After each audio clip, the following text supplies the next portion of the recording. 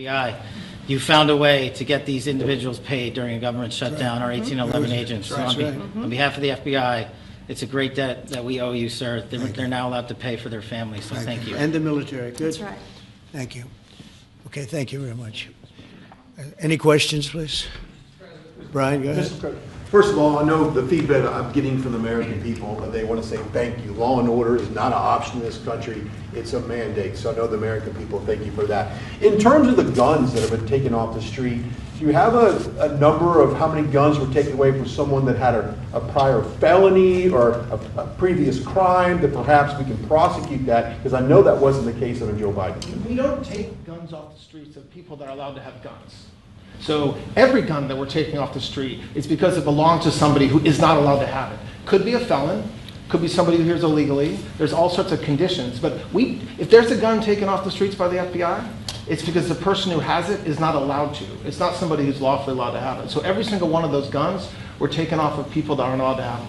And not including the FBI, all of the other agencies. ATF alone since January 20th has removed over 25,000 illegal guns off our streets just since President Trump's been in office. And Mr. President, if I could follow up on that, could there be any further conversation to have national concealed carry applied to actual DC? Like if you had a driver's license in Texas and you had a permit, of course you could drive. Well, as you know, they've been talking about that for a long time. It's an interesting question. A lot of people feel strongly both ways, but we are talking about that, Brian. Thank you.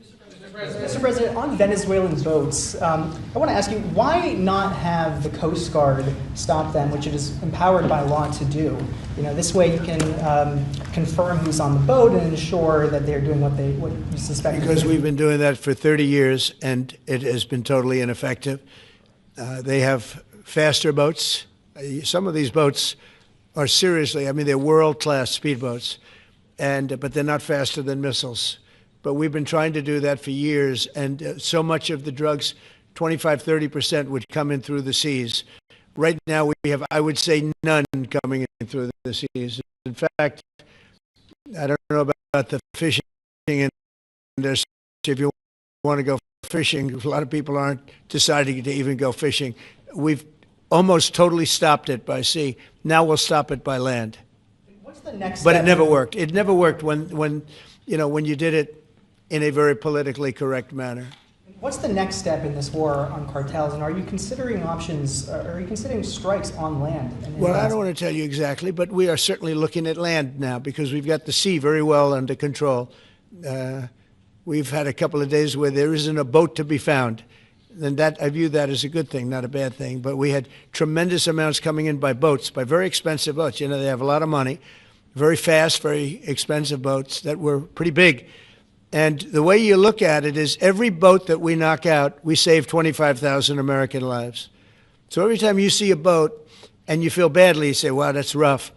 It is rough, but if you lose 3 people and save 25,000 people, these are people that are killing our population. Every boat is saving 25,000 lives, and you can see it. The boats get hit, and you see that fentanyl all over the ocean. It's like floating in bags. It's all over the place, and it's a tremendous. We're saving tremendous amounts of lives. Yeah, Mr. President, on that issue. I know you've talked about. I have a question for you, and then I also have a question for Director Patel. I know you talked about having some distaste for Boston recently. Is this one of those cities that you might be looking into, and can you give us a hint about other cities that you might be? You're saying for where? For where? For Boston. Yeah. Well, Boston has a bad mayor who at least is a reasonable IQ person. You know, most of them are low IQ. But, and they're so bad. I mean, what's going on in Chicago is just, you'd think the guy would say, hey, look, we have a problem, Mr. President. Could you come in and straighten it out? We could have that done in a month if we had their cooperation. It's going to be done anyway, but we could have it done in a month. Yeah, Boston, she's got 4 areas that are, wrong. And, somebody said, would we think about taking the World Cup away from Boston if they don't straighten it out? The answer is yes, we have the right to do that with FIFA. So if we think that LA is going to be bad, or we think that applies a little bit to the Olympics too, but we'll talk about FIFA first. FIFA is very hot. If we think there's any reason that, whether it's Boston or anywhere else, that they're not doing their job, we're going to take that those World Cup games and move them someplace else. Thank you. And then Director Patel, there's been so many conspiracy theories swirling around about the assassination of Charlie Kirk. Do you have any updates for us, especially in light of all the online content that everyone's been talking about? The only thing we deal with at the FBI and the Department of Justice is facts. And we delivered at record speed a manhunt to capture Charlie Kirk's alleged assassin in 33 hours. And if you put that in perspective to Luigi Mangione with the Boston bomber, they took them 5 days and a police officer lost their life in their manhunt. We are running out absolutely every single lead, and the best thing we can do to honor my friend Charlie Kirk's life is to make sure that everyone involved is prosecuted to the full extent of the law. And that's what we're focused on, investigating the facts, not trading in conspiracy theories. Okay? Mr. President, thank you so much. Thank you. In light of China's export curbs on rare earths, do you view India as a reliable partner going forward? And are you planning to meet Prime Minister Modi in Malaysia? Are you open to talks in terms of Yeah, trade? sure. He's a friend of mine. We have a great relationship. He just said that 2 days ago, as you know. We have a great relationship. No, we were not happy with him buying oil from Russia, because that lets Russia continue on with this ridiculous war where they've lost 1.5 million people, by the way. Russia's lost 1.5 million people, soldiers mostly. This is a war that should have never started, but it's a war that Russia should have won in the first week, and they're going into the 4th year. And I want to see it stop. So I was not happy that India was buying oil. And he assured me today that they will not be buying oil from Russia. That's a big stop. Now I got to get China to do the same thing. You know, that is relatively easy compared to what we just did over the last week in the Middle East. Middle East was 3,000 years, and we got it done. This is 3 years, and I think we'll get it done. I think that President Putin, I think he wants to get it done. We'll see. There's a great animosity between him and Zelensky. You probably have noticed, right? And it's, I think it's hurting the process. Yeah, please. Mr. President, thank you. Curious, why did you authorize the CIA to go into Venezuela? And is there more information you can share about these strikes on the alleged Well, I can't drug do busts in that, the but Caribbean? I authorized for 2 reasons, really. Number one, they have emptied their prisons into the United States of America. They came in through the, they came in through the border. They came in because we had an open border policy. And as soon as I heard that, I said, a lot of these countries, they're not the only country, but they're the worst abuser. And they've entered they've allowed thousands and thousands of prisoners, mental institution, people from mental institutions, insane asylums, emptied out into the United States. We're bringing them back, but that's a really bad, and they did it at a level that probably not, many countries have done it, but not like Venezuela. They were down and dirty. And the other thing are drugs. We have a lot of drugs coming in from Venezuela. And a lot of the Venezuelan drugs come in through the sea, so you get to see that. But we're going to stop them by land also. Does the CIA have authority to take out Maduro? Oh, I don't want to answer a question like that. That's a ridiculous question for me to be given. Not really a ridiculous question, but wouldn't it be a ridiculous question for me to answer? But I think Venezuela is feeling heat, but I think a lot of other countries are feeling heat too. We're not going to let this country, our country, be ruined because other people want to drop, as you say, their worst. They have given us their worst. They've loaded up our country with prisoners, with mentally ill people that are seriously ill, criminally ill, and we're not going to take it. And so, I mean, it's just one of those things. And I can tell you, we've taken care of the sea. There's nobody, and we're watching. We're watching. And if we see it, we'll save it. Yeah, please. On the ships, though, sir, there are Republicans and Democrats up on the Hill concerned that in the briefings they've gotten about those attacks, they're not necessarily getting information about who was on them and what exactly was on those ships. Can you ensure that at but least they are lawmakers given will be told information that they were loaded up with drugs, and that's the thing that matters. When they're loaded up with drugs, they're fair game. And every one of those ships they're not ships, they're boats, they're speedboats. They're extremely fast, record-setting type speedboats. They cost a lot of money, and they have a lot of money because they're drug sellers. But they know one thing, and they all have the same thing in common. There's drug dust. They call it drug dust. They call it fentanyl dust all over the boat after those bombs go off. And you can take along. attack them, though, that they're We know before. We know when they go out. We know we have much information about each boat that goes out. Deep, strong information. Yeah, please.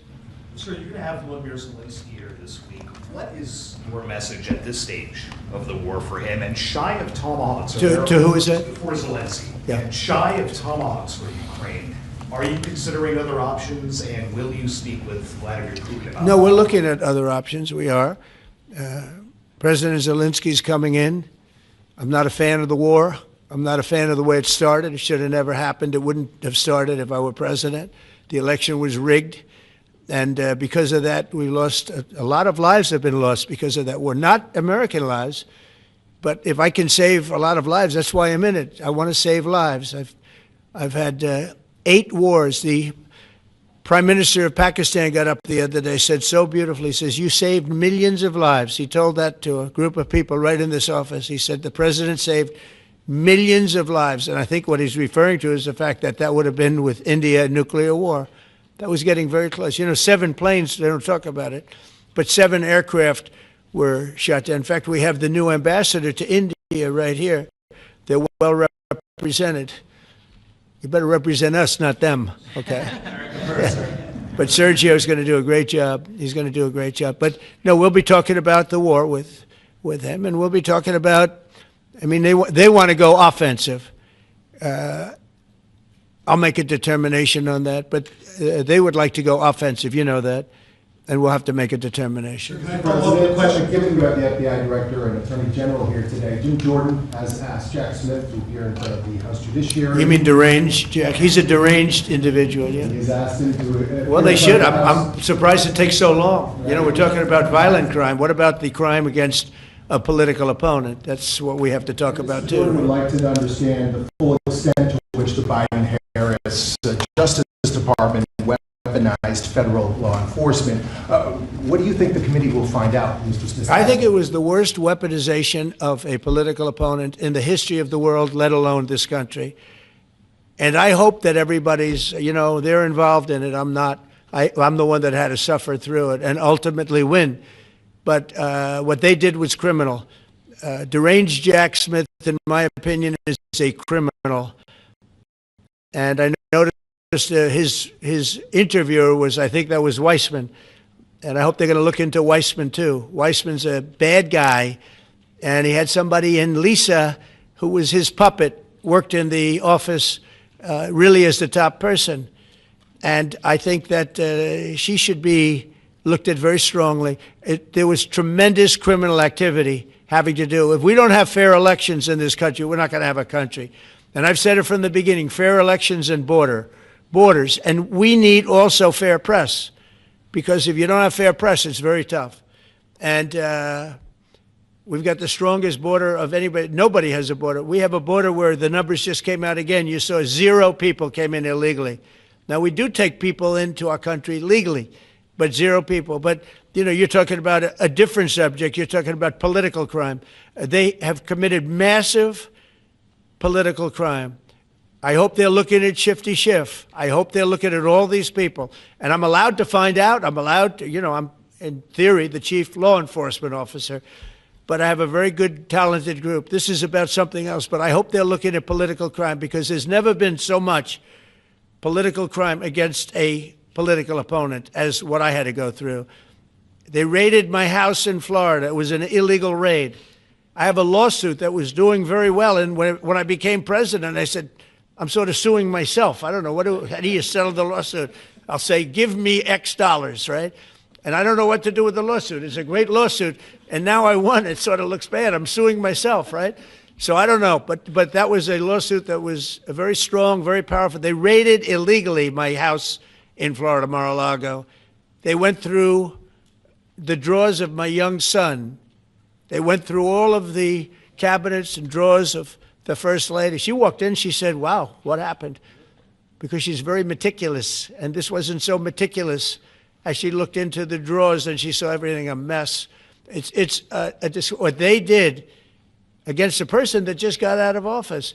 And then you look at these corrupt people. You look at Hunter Biden. You look at the signature. As an example, the Europen. I just signed so many different things. An admiral, a 4-star general. I'm signing them left and right, the commissions. And by the way, I want to compliment John Thune and also Mike, our great speaker. But John Thune All of a sudden, I'm getting these things by the hundreds. I was getting one every 2 weeks. It would have been 4 years before you got them in more. You would have had some that didn't even get in, all because of Democrat obstruction. So John Thune did a great job. I must have signed 200 into the administration. We're just about caught up. It's amazing. And so compliments to John. He had to do some things that were very tough to do that he didn't want to do, but he was forced to do it by the Democrats. And as far as the shutdown's concerned, this is a Democrat Schumer shutdown. And he's trying to do it to get relevance back into the party because he's a loser. I've known him all his life. He's always been sort of a loser, but an intelligent one. But I think he's losing IQ points with time. I think that happens. I hope it hasn't happened with me. I know if it did, you guys will let me know about it very quickly. Question on violent crimes, sir. Here in D.C., a judge has given the two teenagers that beat up ex-Doge staffer Big Balls probation. It's incredible. And no jail time. Is this justice? Jeanine Pirro is doing a fantastic job, and she is beside herself because you have these radical left judges that they beat the hell out of this guy. And there was many people against this one guy who was really trying to protect his girlfriend. He didn't want to hooded over the door but they really beat him up badly. That just happened, right? Yeah. Wow, that's terrible. I think the judge should be ashamed of himself. That's a big problem. You know, they can do their job and then they go into a court and the people are protected by these, I don't know where they come from. Where do these people come from? Where do the judges come from? I want to compliment on behalf of Pam and Todd and all of us because, Cash, I think that Jeanine has done a fantastic job. And the case I heard was like flawless. It's a flawless case. They have them on tape. They have everything. And then a judge gives them a little probation. These are rough guys. And they're young. And if that happens, they're going to grow up. They're going to be real bad. They're going to cause a lot of problems. Yeah, please. Go ahead. So, Sergio Gore has just gotten back from India. What were the conversations like with Prime Minister Modi and the other? I think they were great. He reported to me that he's a great man, you know. Modi is a great man. That he loves Trump. Now, I don't know if the word love, I don't want you to take that any different. I don't want to destroy his political career, okay? But you have to understand, I've watched India for years. It's an incredible country. And every single year you'd have a new leader. I mean, some would be in there for a few months. And this was year after year after year. And my friend has been there now for a long time, and he's assured me there will be no oil purchased from Russia. I don't know, maybe that's a breaking story. Can I say that? Would you say? There will be no oil. He's not buying his oil from Russia. It started. You know, you can't do it immediately. It's a little bit of a process, but the process is going to be over with soon. And all we want from President Putin is stop this. Stop killing Ukrainians and stop killing Russians, because he's killing a lot of Russians. Again, it doesn't make him look good. It's a war that he should have won in 1 week, and he's now going into his 4th year. That does not make this big so-called war machine look good. But he could make a settlement. We're willing to settle. I thought we had a deal. The hatred of the two leaders is very, you know, it's an obstacle. It's an obstacle. There's no question about it. But I thought we had a deal 2 months ago. Who would think I created peace in the Middle East and can't get the two guys to settle? But I think we'll get them. But if India doesn't buy oil, it makes it much easier. And they're not going to buy. They assured me they will. Within a short period of time, they will not be buying oil from Russia. And they'll go back to Russia after the war's over. Jennifer? On the shutdown, sir, are FBI officials being paid right now? Are all the FBI employees being paid, and are all the... Well, that's what I understand. I hope so. Thanks to your great work, Mr. President, the 1811 special agents at the FBI are going to receive their paychecks. Got a lot of people paid, actually. We got the people that we want paid, okay? And we want the FBI paid, we want the military paid. We got the people that we want paid. And I'll tell you, the Democrats, they don't talk about this. You know, we're getting rid of programs that we didn't like, but that were negotiated in, but we didn't like. We're terminating those programs, and they're going to be terminated on a permanent basis. And it's thousands of people, and it's you know, billions of dollars. We're getting rid of a lot of things that we never wanted because of the fact that they made this stupid move. And they don't want to talk about it. You know, they have their day coming up. I hear very few people are going to be there, by the way. But they have their day coming up, and they want to have their day in the sun. But they should really make a deal. So what we're doing, I mean, they call him Darth Vader, but he's actually a very nice person, Russell Vogt. But Russell Vogt is really terminating tremendous numbers of Democrat projects. There's not only jobs, I mean, the project in Manhattan, the project in New York, it's billions and billions of dollars that Schumer has worked 20 years to get. It's terminated. Tell him it's terminated, Jennifer. All right. On Hamas, sir, what is your understanding of the pace of returning the deceased hostages? Are you pleased? Well, with they're that looking pace? for them. Absolutely. They're looking. So we have the living hostages all back. They returned some more today. It's a gruesome process. I almost hate to talk about it. But they're digging. They're actually digging. There are areas where they're digging and they're finding a lot of bodies. Then they have to separate the bodies. You wouldn't believe this. And some of those bodies have been in there a long time. And some of them are under rubble. They have to remove rubble. But there are graves, and some are in tunnels that died in tunnels that are way down under the earth. And the tunnels are like 3 feet. Can you believe it? 3 feet high. They lived like this for a long period of time. It's a horrible atrocity. At the same time, we, meaning Israel, but I knew everything they were doing pretty much.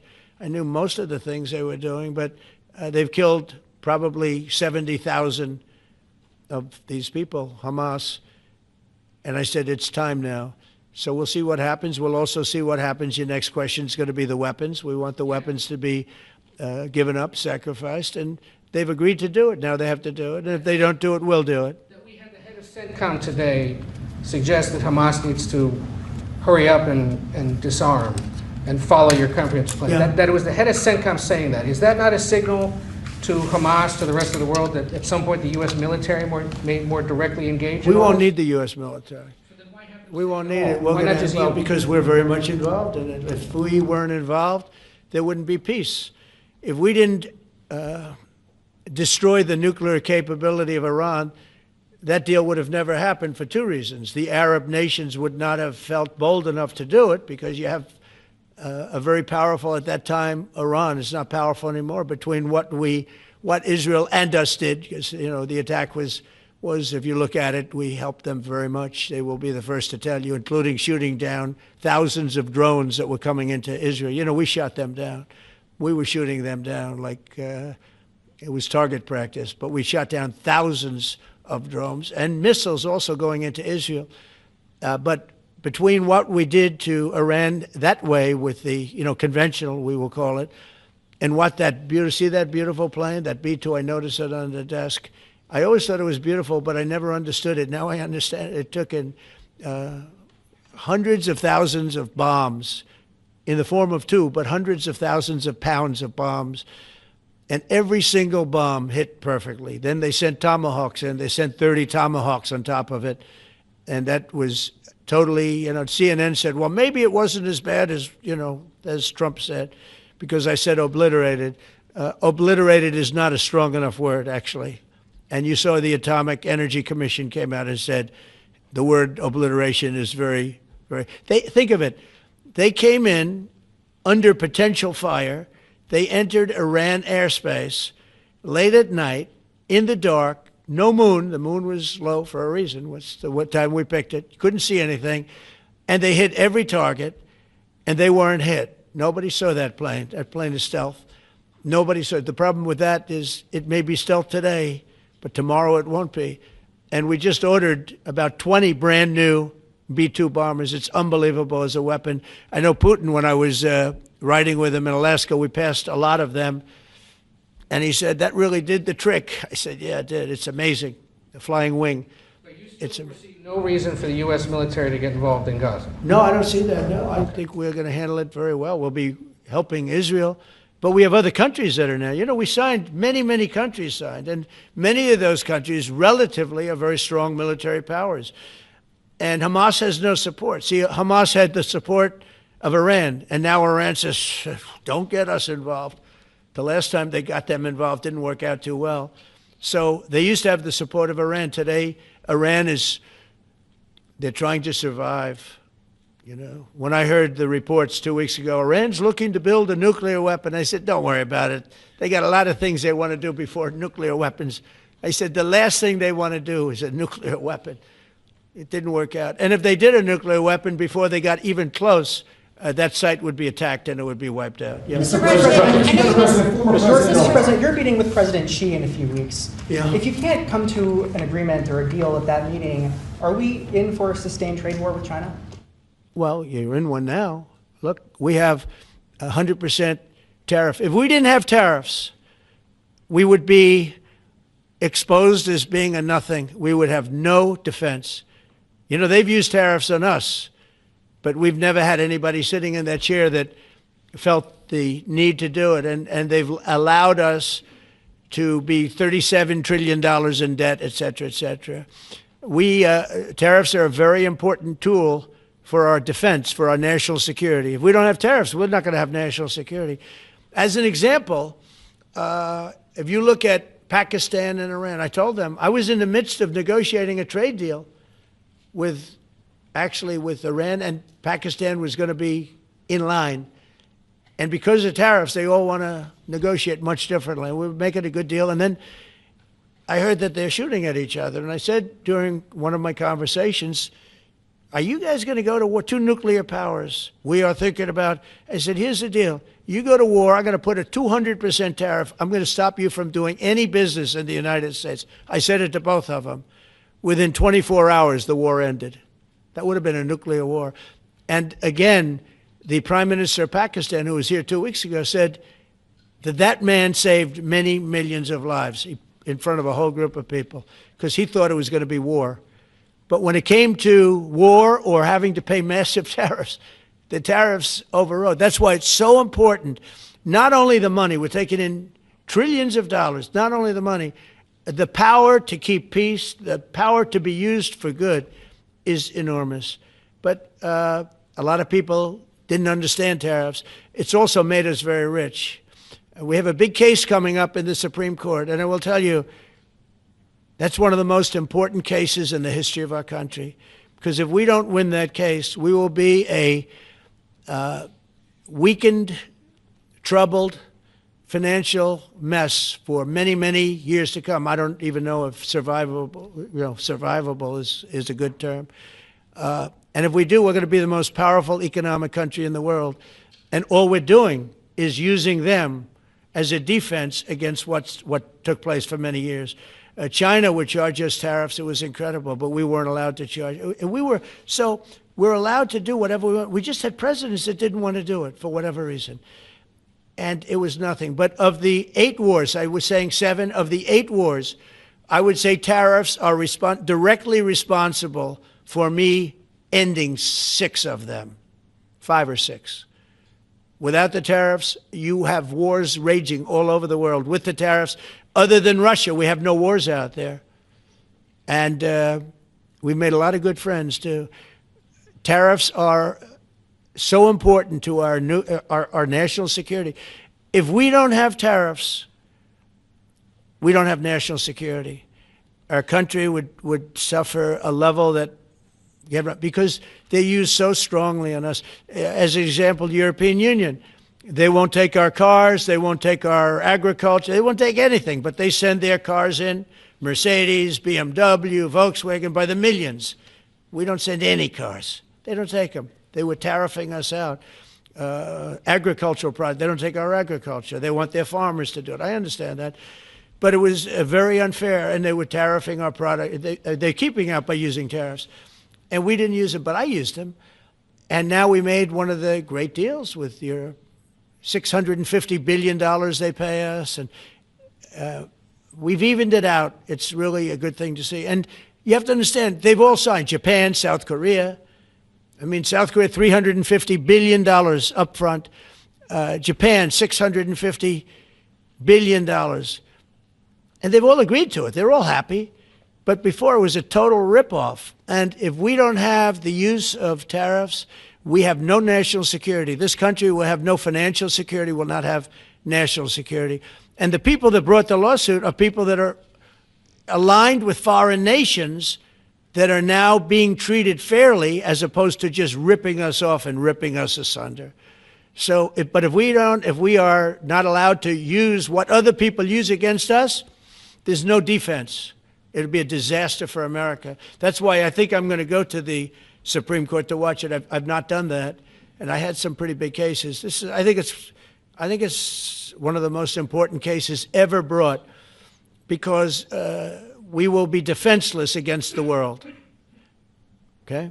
You'll go to the tariff case? Did you have one? Yes, please. Thank you, Mr. President. I want to ask you about the Georgia Senate race. I know it's very early, but there's several Republicans in that field that are vying for your endorsement. A lot of good people in that field. Yes. I know all of them, actually. I haven't made a decision on that, but you have some very good people in the Georgia Senate race. Well, Governor has endorsed. No, I know, the governor has, and he's spoken to me about it a lot. He likes that candidate a lot, and I understand that. I haven't made a decision yet. But I'm following that race very carefully. I think it's very important for Georgia to get a real senator, because the senator they have now is a horrible senator. He allows all the crime, all the borders. You have open borders. I mean, his whole philosophy is a disaster. That's not representative of the people of Georgia. I know the people of Georgia. I won Georgia 3 times, but they say twice. Okay, I won it very big the last time, and I won it big the first time, and I won it big the second time. But we had criminals that didn't allow.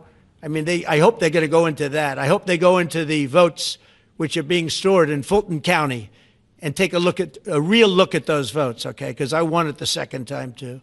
But I know Georgia very well. I love Georgia. Those people are great, and they deserve a good senator, because the man they have now is a weak, ineffective person. Okay. Mr. President, I wonder what you make.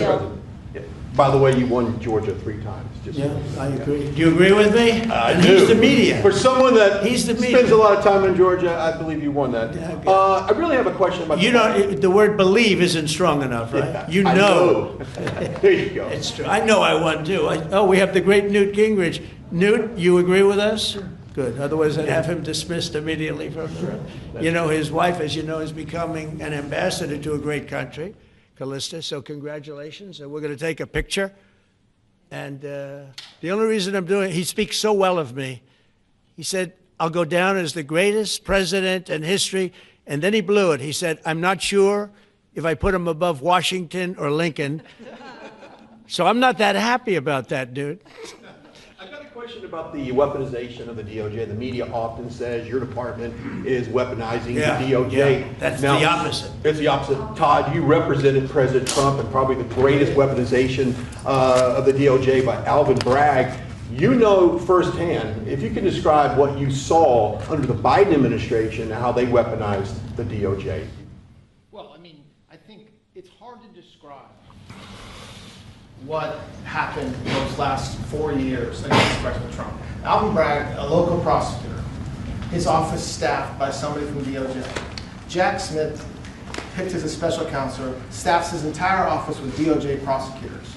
And then there are countless things that happened, all in writing, most of them on the docket, that require no explanation except a complete abomination of the place that the Attorney General and I run now, and Director Patel. So when people talk about this department weaponizing, it's embarrassing. Because there's no scenario in which you can look at what we're doing, restoring justice, doing the right thing in every single case, and say that that's weaponization, and yet remain eerily silent about what happened for the past 3 years. I mean, you read these articles and giggle, because it cannot be true that people really think that what they did to him, not once, not twice, I'm still counting 3, 4 times, but we're the ones that are weaponizing. So this man is not weaponizing the Department of Justice. We're not weaponizing the Department of Justice. It's the opposite. I mean, and also, nobody questions what I'm saying because it's true, because we all lived the past 4 years. So listen. They never want to bring up the details, but I watch the fake news, and oh, he's weaponized, and he wants to send them to prison. He wants all this. They indicted me like 5 times. I took a mug shot. Who would have thought it turned out to my favor? Because it was a good shot. But I had to take a mug shot. It's right out there on the door. New York Post, front page of every paper in the world. I had a mugshot. They wanted to send me, nobody says that. They say, he's acting very, very tough. He's acting unfair. Let me tell you, if they've been nice to anybody, it's to those criminals, because they are so good having to do with all of the things we're talking about today with violent crime. But if anything, I think this Justice Department has been so respectful of the law, because the other Justice Department, with Rita or Lisa and all of that scum, real scum, what they did to the political opponent of a guy that has a seriously low IQ. Now, in his case, it was low based on his career, but it got real low, okay? It was descending rapidly. But what they did to go after his political opponent is legendary, worse than any third world country, banana republic. And what we're doing is nothing. Are you kidding? Nothing. They write stories. Why aren't they doing this? And we'll leave. I don't have to leave it up to them, but I choose to, at this moment at least.